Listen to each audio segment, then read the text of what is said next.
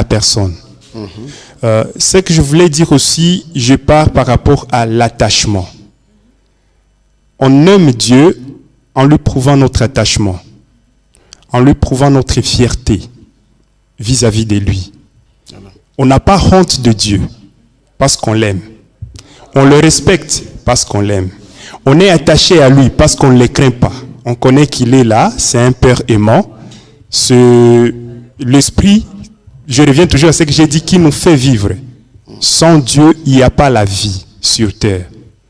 Mais maintenant, je suis en train d'aller toujours dans cette dimension où un de mes mentors m'avait parlé en disant « Tu ne sauras jamais adorer Dieu tant que tu seras célibataire. »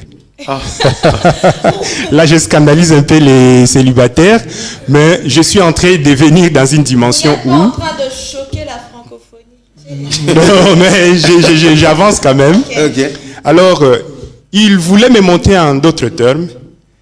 Les gens ont tendance à dire à Dieu, je t'aime, mais à quel point? Tu l'aimes comme qui? Tu l'aimes comme quoi? Il voulait m'amener à une dimension où je vais dire à Dieu, je t'aime, mais quand je lui dis je t'aime, je parle à ma propre conscience que je t'aime plus que ma femme. Je t'aime plus que mes enfants. Et c'est là où Dieu lui-même, Jésus-Christ, nous disait, au travers de Jésus-Christ, nous disait, tu aimeras ton Dieu de tout ton cœur. En d'autres termes, de la même dimension que j'aime ma femme, moi-même je vais comprendre que ma femme n'a pas la même valeur que mon Dieu. Je rentre dans l'obéissance de ce que l'homme de Dieu, le docteur venait de dire. Il nous montrait combien de fois, en aimant Dieu, on doit montrer cette obéissance-là.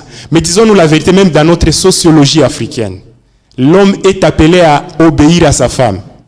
Je ne sais pas si vous comprenez un peu mon raisonnement. Je suis en train de montrer que, à la dimension où j'obéis ma femme, si j'obéis Dieu à cette dimension-là, c'est quelque part, je ne l'aime pas plus que ma femme. Mais le fait que je l'obéis plus que ma femme prouve toujours que je suis en train d'aller dans un amour extrême. Cette soumission. Je reviens encore à la même dimension. Tu aimeras Dieu de tout ton cœur. C'est-à-dire, tous mes plans, toutes mes activités, toute ma vision doit être centrée sur Dieu. Et lorsque je suis à cette dimension-là, je n'ai plus à dire aux gens que j'aime Dieu. Mais les gens verront par mes actes. Les gens verront par mon histoire, par mon passé, par mes traces, que réellement cet homme aime Dieu. Ok, merci beaucoup, homme de Dieu. Pasteur Jimmy, toujours la même